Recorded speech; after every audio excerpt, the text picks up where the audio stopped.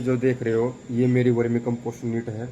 जो ये green green grow bag देख रहे हो ये मैंने 450-500 के आसपास मंगवाया था। आज मैं आपको बताऊंगा कैसे आप घर पे ही अपने पेड़ पौधों के लिए, टेरेस गार्डनिंग के लिए आप वर्मी कंपोस्ट घर पे ही तैयार कर सकते हो सस्ते रेट में।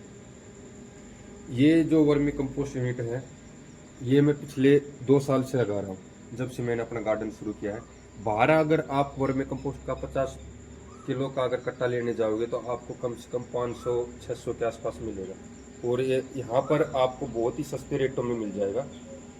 अब मैं दिखाता हूँ इसको बनाने का तरीका क्या है। जो आप ये ग्रीन ग्रीन देख रहे हो ये जो ग्रो बैग है, एक तो ये बहुत मजबूत है। मैं इसको 2 साल से अभी यूज कर रहा हूँ, और उसके बाद भी आप इसकी क्वालिटी देखो। इसको धूप में नहीं रखना, इसलिए मैंने इसको शेड में रखा है। धूप में रखने से तो ये जल्दी खराब हो जाएगा, आपका 1 साल ही चले। और हम आप ये देखें एक बार क्वालिटी और देखें वर्मी कंपोस्ट की क्या क्वालिटी है। बिल्कुल ब्लैक गोल्ड जो बोलते हैं ना वो है, बिल्कुल भी कच्चा नहीं है। अब ये तैयार है, मैं इसको धीरे धीरे अभी निकाल रहा हूँ। कुछ बोरे तो मैं निकाल चुका हूँ, 12-13 बोरे। 5-6 ये रखे, 3 उधर रखे हैं मेरे पास, 3 मैंने इधर रखे हैं। ये सब मैं निकाल चुका हूँ। अब इसको कैसे तैयार करते हैं वो देखें। जो गोबर की कच्ची खाद होती है उसको अपने को 15 दिन या 20 दिन गिल्ला कर लेना, पानी डाल डाल के उसको बिल्कुल ठंडा कर लेना। उसमें किसी प्रकार की भी हार्मफुल गैस नहीं होनी चाहिए। जो मीथेन गैस होती है वो आपके केंचुओं को भी मार देगी और आपके प्लांट को भी खराब कर देगी। इसलिए आपको मीथेन गैस जब तक पूरी नहीं निकल जाए, उसको चेक करने का तरीका ये है कि जो आपका गोबर है उसमें एक लकड़ी से सुराख कीजिए। सुराख करने के बाद आप अपने हाथ से भी देख सकते हो कि उस वो अगर गर्मी आपको महसूस हुई तो समझ लीजिए उसमें मीथेन गैस है। अगर गर्मी महसूस नहीं हुई और आपके गोबर का रंग हल्का हल्का डार्क पड़ने लग गया तो समझ लीजिए आपका गोबर तैयार है वर्मी कंपोस्ट बनने के लिए। उसके बाद आप उसको इस ग्रो बैग में शिफ्ट कर दें। शिफ्ट करने के बाद ऊपर से केचुए डाल दें। ऐसा नहीं करना है कि नीचे केचुए डाल दिए ऊपर पूरा गोबर भर दिया। ऊपर से केचुए डालने हैं, और उसको या तो डायरेक्ट सनलाइट में नहीं रखना, डायरेक्ट बारिश में नहीं रखना। आप उसको या तो ढक दे बोरे से या पराली से ढक सकते हैं, या किसी शेड जैसे मैंने शेड के नीचे रखा हुआ है ऐसे भी रख सकते हैं। अब इसको बीच बीच में पानी देते रहना, इसको पूरा गिल्ला रखना, सूखने नहीं देना, ताकि जो गोबर है वो केचुआ अच्छे से प्रोसेस करके इसको वर्मी कंपोस्ट में बदल सके। अब मैं आपको जो अभी नई यूनिट लगा रहा हूँ, जो बाहर मैं यूनिट सेटअप कर रहा हूँ अपने गार्डन के पास, वो यूनिट भी दिखाऊंगा। और वो अभी तैयार नहीं हुई है, उसको अभी मैं भरना शुरू करूँगा, और फिर मैं उसकी पूरी प्रोसेस दिखाऊंगा। 5 दिन का रिजल्ट क्या होता है, 10 दिन का रिजल्ट क्या होता है, वो सब आप देखना। एक बार मैं आपको इनमें भी दिखा देता हूँ। जो ये आपके बोरे भर गए, अगर आपको इनको 10 दिन 15 दिन 20 दिन तक यूज नहीं करना है तो आपको एक काम करना है कि इनमें हल्का हल्का पानी छिड़कते रहना, ताकि इनमें भी नमी बनी रहे। वर्मी कंपोस्ट जब भी अच्छा है जब हल्का हल्का गिल्ला रहे।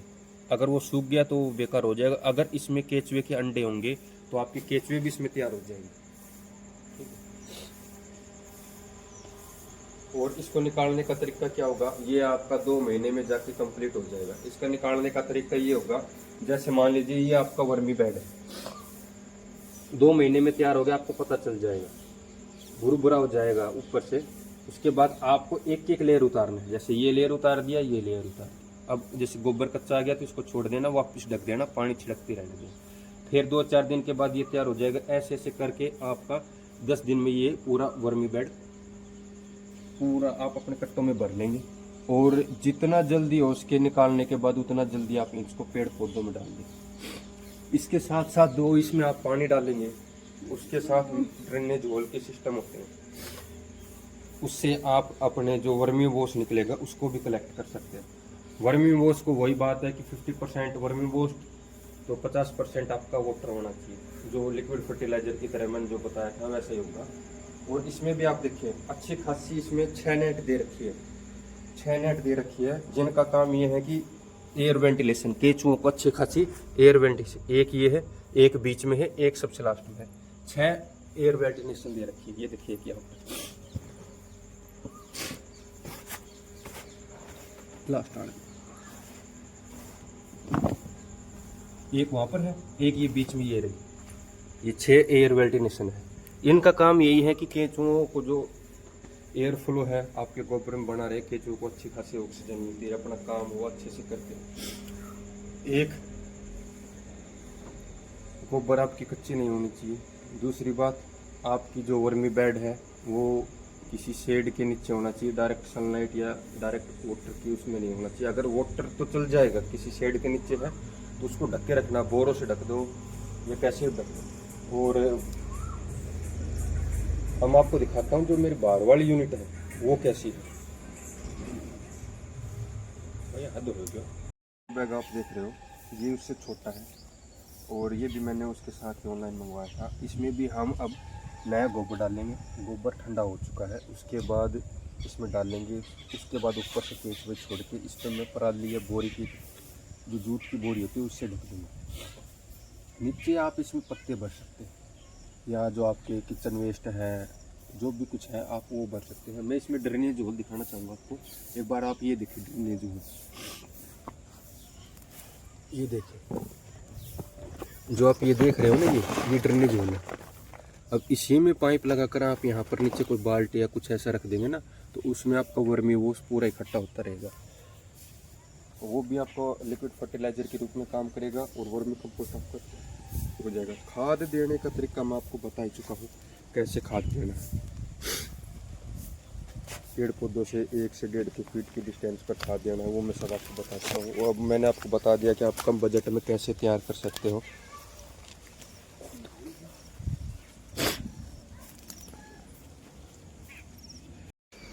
ये अभी आप जो देख रहे हो ये 2 महीने बाद का रिजल्ट है।